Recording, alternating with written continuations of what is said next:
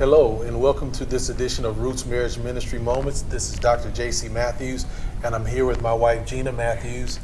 And we want to talk to you today about a very controversial topic, but it's one that is very important to restore and even reset specifically the church's concept concerning this particular issue. That's right. And the issue is the question of cohabitation. Cohabitation, we're talking about living together prior to marriage.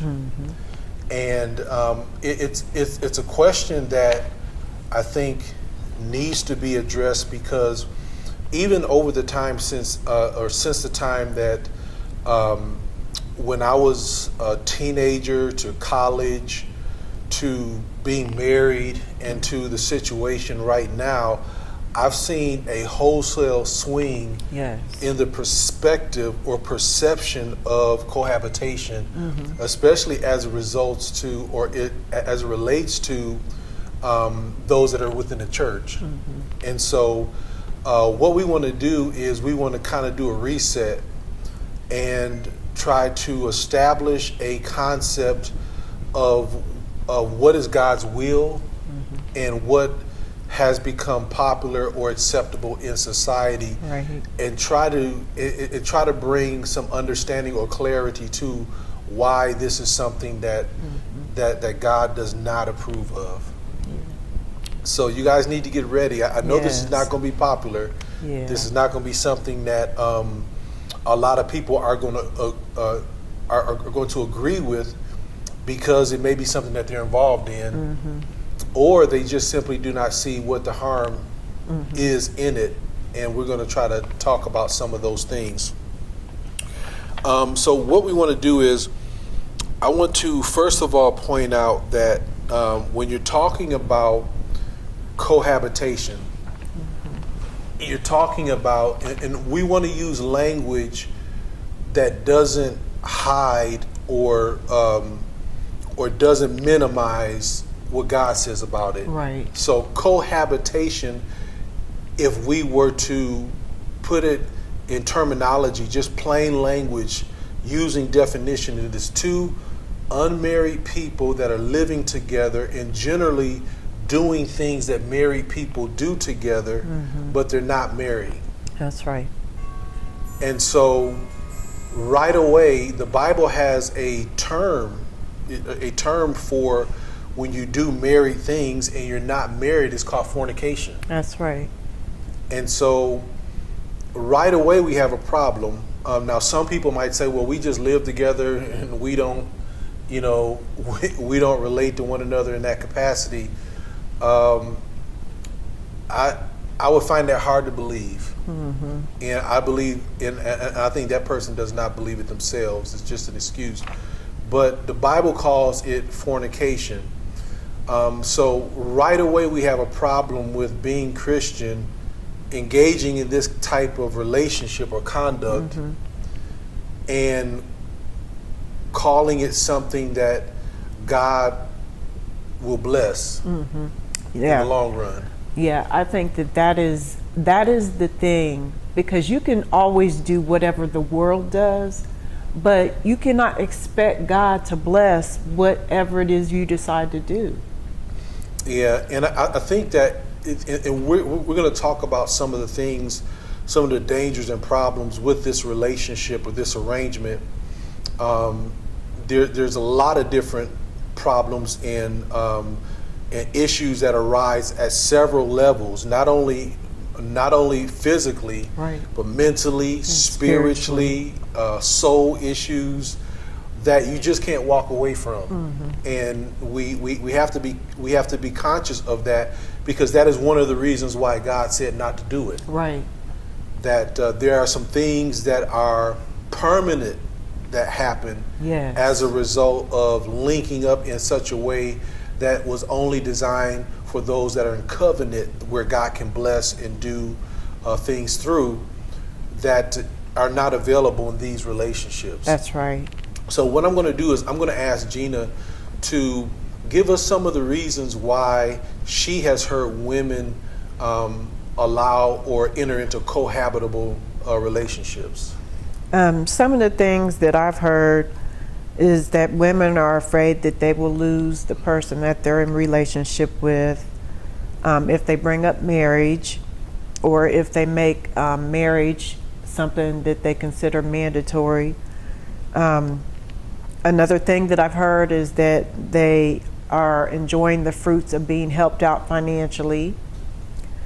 Another thing is that they just feel like this person they're in a relationship with treats them so well that they don't want to lose them.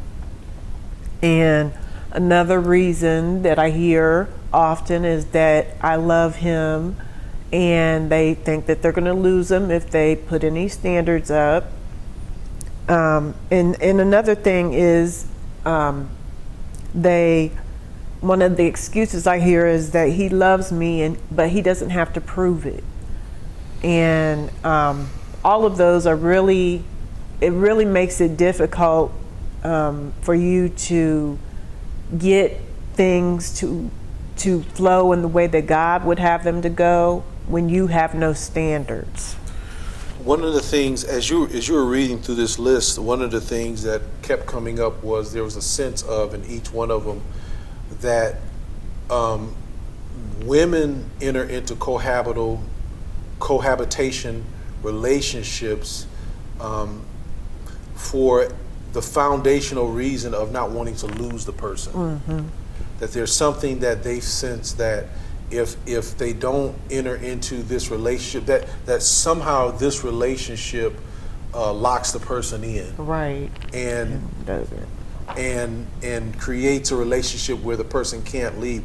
Well, that's absolutely not true. That's right. And I think that that's part of the problem, at least from looking at a lot of different types of relationships that involve cohabitation, and there are fruits that are born as a result of that. Maybe there's children born, maybe there's debt and that sort of thing that has developed as a result of those relationships. Maybe, her credit is good and his is not, so he moves in and they move in a place where both of their incomes sustain mm-hmm. it, and then something happens, an argument, or the person becomes interested in someone else, and that person moves out. Now she's stuck right with trying to manage now a household that was based on two incomes, and now there's only one, or there's a child that's involved now. And those situations are based on a false premise mm-hmm. that the person is there and will stay there, but there's nothing legally saying that. Mm-hmm. And so from what you've seen in regards to the different examples of cohabitation, have you seen any positives that? I absolutely see no positives whatsoever in the situation, because it's a very unstable type of situation, and we are not naive enough to have you believe that nothing happens in marriages, because it does happen. But there's something about having a covenant where there is legal responsibilities, and there are things that it makes it more binding mm-hmm. than just coming together and doing whatever and expecting or hoping that person will stay with you. Yeah, and there are some things, God says some things that are not socially acceptable. Right. Or right. Or popular. Yeah. And I think the church used to say those things. Right. And used to remind us of those things, in the sense that it would tell you, you are not to fornicate. Right. You are not to engage in sexual activity with somebody who you are not married with. It was frowned upon to have children outside of marriage. Right. And what we see now today is, and this is not, and we're not trying to condemn anyone. We're just pointing out how we're drifting away from biblical, the will of God. Yes. And it's becoming acceptable, even celebrated in some situations, where you have these situations where children are born out of wedlock, and the parties are celebrated mm-hmm. as if that was something that was best in God's eyes. Now, again, the child didn't ask to be born That's right. into the situation.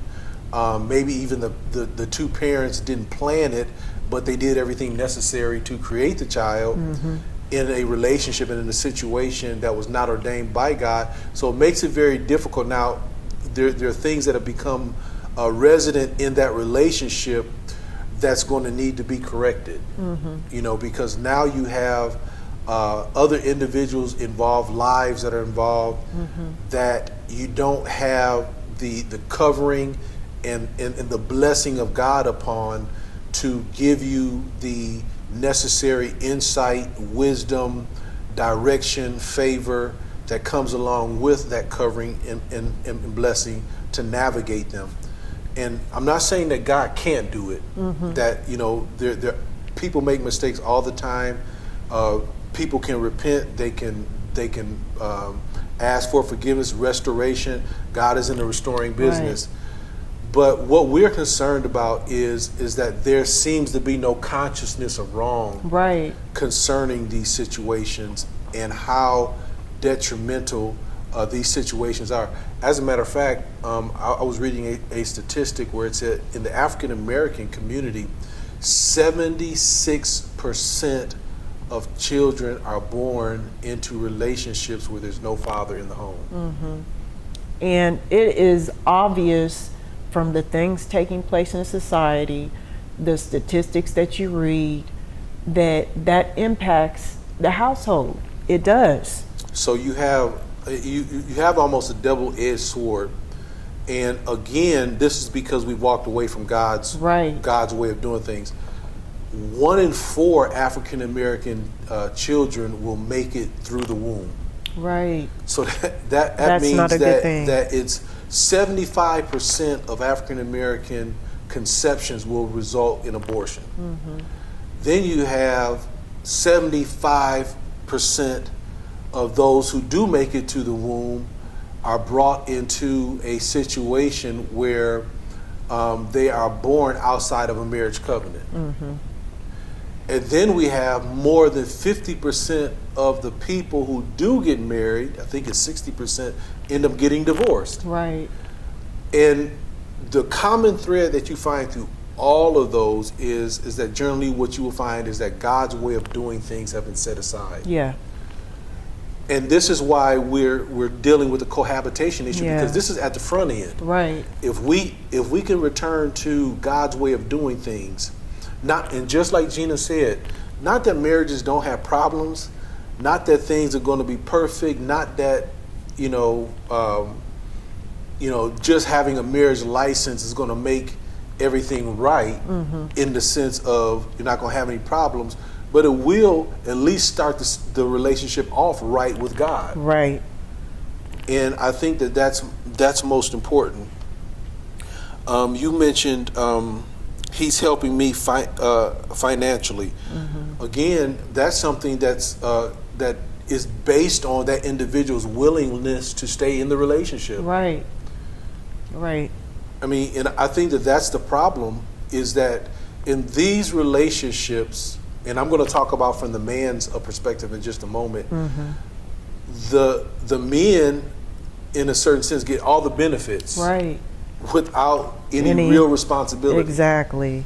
And this is something, and my wife and I were talking about this beforehand, and the reason why I asked her to go first is because women have such power in the relationship that the only reason why that kind of relationship exists is because she allows it. Exactly.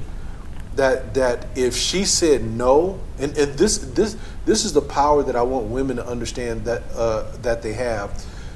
I believe that there's a reason why women are generally more mature than men, at least earlier on. It's because there's a process that relationship engages of maturing a man. That's right. To become a man. In that if there's no standard set, if there's no absolutes or expectations set by that woman, the man will fill in that space and do what he wants to do. Do what he wants to do, and the woman gets upset because she doesn't agree with or like what's taking place, is taking place because she hasn't set a standard. Mm-hmm. That's very true. That's very true. I mean,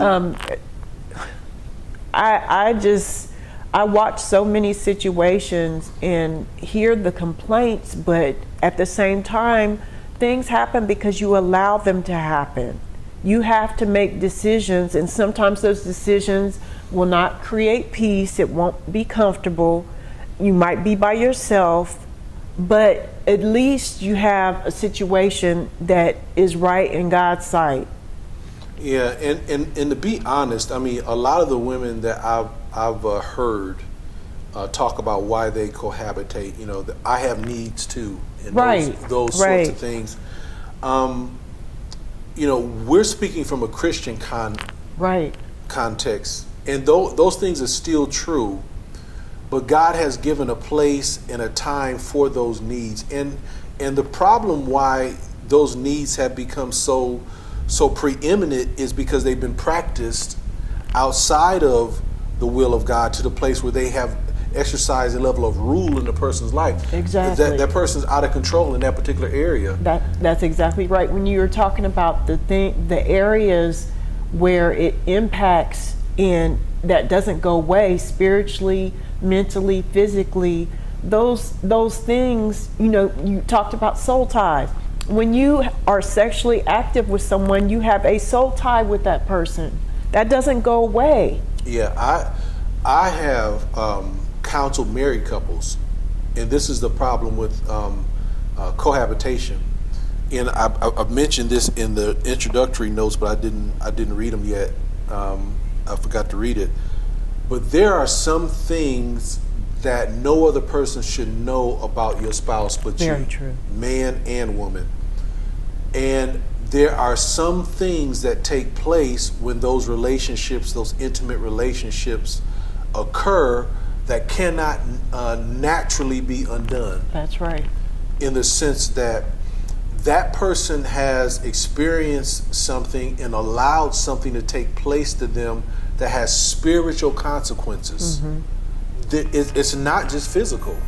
That's right. And so what happens is that if this person has issues themselves, spiritual issues themselves, I've actually seen in counseling married couples where the man will tell me that he discerns that much of the problem that they're having it was caused by a relationship she had before marriage. Right. Now they are legally married now, but the soul tie, there's a soul issue there now that they're having to deal with because she has allowed another man to relate to her in a way that only a husband was supposed to. Mm-hmm. And you see it on both sides. Also, with that situation, we are very aware of things that take place in people's lives. That there are situations with rape, incest, in situations where people did not have a choice in the situation that happened, but those still impact the relationship at a later time. So having sexual relationship with anyone outside of marriage is going to impact how things go in your relationships. Yeah, and it's something that it's one of those relationships, you know, Paul talks about, he says, you know, every other sin is done without the body. Right. But this one is inward. Yes. You know, this one has inward consequences. And that's the thing that I think when the church doesn't address the issue of cohabitation and calling it what it really is, we are having members pierced through. Right. By things that will affect them long term. You know, we want to preach to their souls. We want to preach for the salvation of their souls and their spirits and those sorts of things. But if we don't talk about the things that affect your soul, right, and affect your spirit, you can legally be saved and live a life of hell on earth. That's right. As a result of consequences of things that are done that complicate your ability to realize the manifestation of the promises Right. that come along with your salvation. Living saved helps you realize salvation in your Yes. life. That's right. It doesn't, doing certain things doesn't make you saved, but once you are saved, living in alignment with what we say we believe allows the promises of God to be manifest in our lives. I want to give men's perspective on why we cohabitate. Men usually will say they're not sure that they're ready to get married.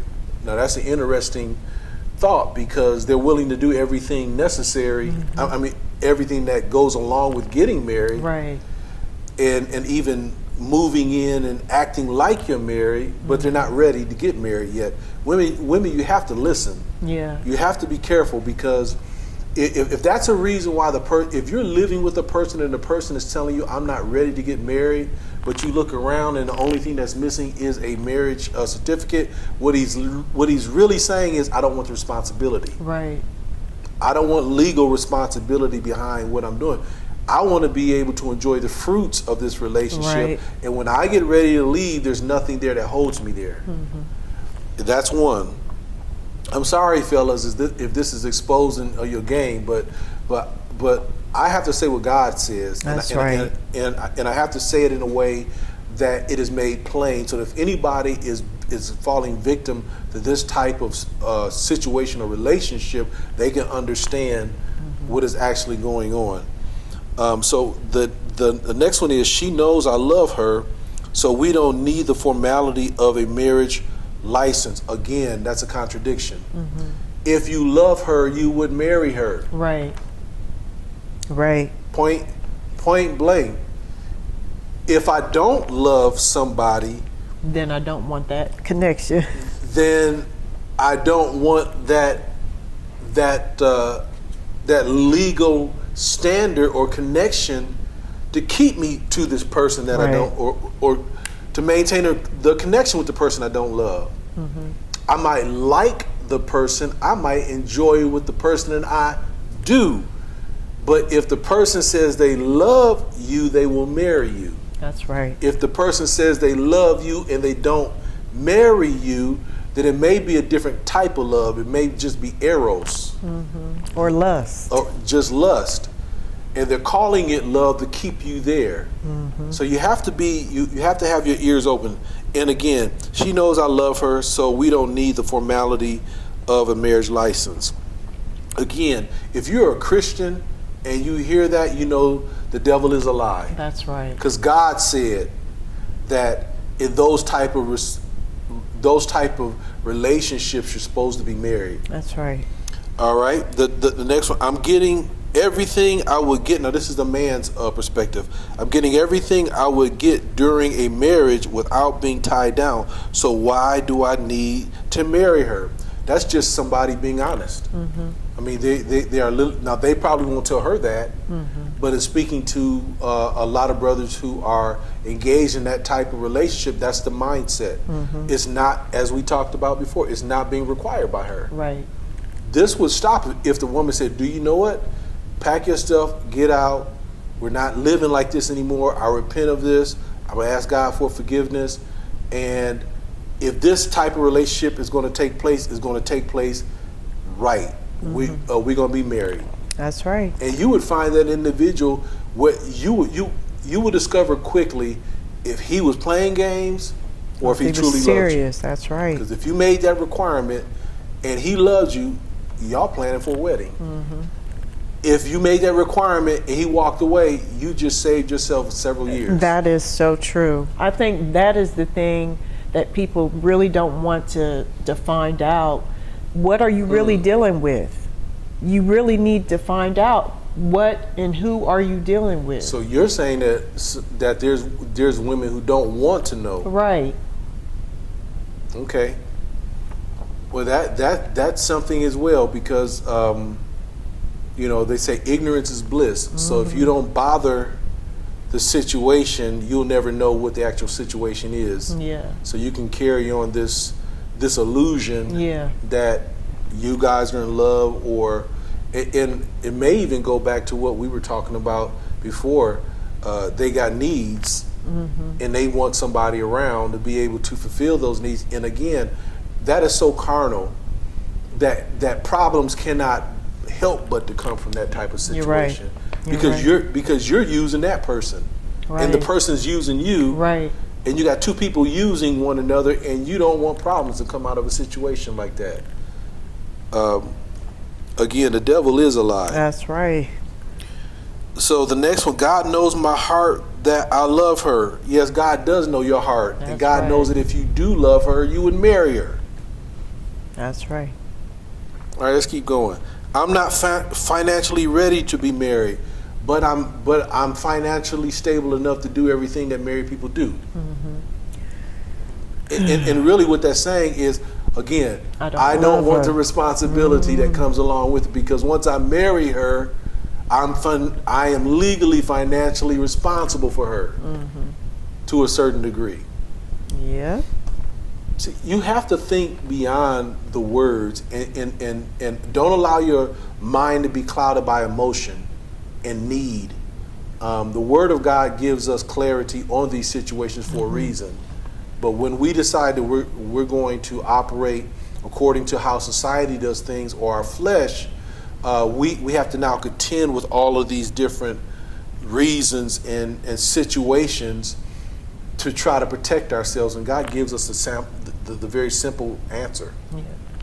Marriage. All right? There's nothing wrong with two committed people living together. It's now socially acceptable. There's a lot of things socially acceptable right now that's not pleasing to God. That are not pleasing to God in any way. So that's something that we need to keep in mind. Just because everybody's doing it, even in the church, does not mean that God approves of it if He has expressly spoken concerning it. Exactly. That is the whole thing. Living according to God's word, not living based on what you see around you, what's going on in the culture, because that's going to continue to get worse. Yeah, and there's people that are watching us right now that are cohabitating and say, I don't care what they say. It's working for us. This is how we're going to roll. And we're not here to tell you what to do. We're just telling you basically how God looks at the situation and why He has a prohibition against it, and which we're going to give you 10 reasons why. But if that's the case, then no wonder the church is in a place where it is right now. We don't care what God thinks. Right. And God's thoughts towards us are to bless us. He's not trying to keep you from experiencing or having anything. He's trying to make sure that what you do have is legitimate. You're able to keep it. Yes, and you're able to keep it and enjoy it, and it doesn't become a burden or yoke to you. Where am I at? Only God can judge me, not you. You're exactly right. But if God has already expressly concerned, if God has already spoken expressly concerning a situation, I don't need to judge you. That's right. His word has already said. His word is the judge. That's right. She hasn't required marriage, so why should I propose? That's at the foundation of what we were talking about.